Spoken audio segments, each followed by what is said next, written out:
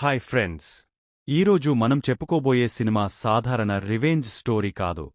ఇది ఒక మనిషి పగ కోసం ఎంత దూరం వెళ్తాడో, ఆ ప్రయాణంలో అతను ఎలా మారిపోతాడో చూపించే ఒక భయంకరమైన సైకాలజికల్ థ్రిల్లర్. మరి ఆలస్యం లేకుండా కథలోకి వెళ్ళేద్దాం.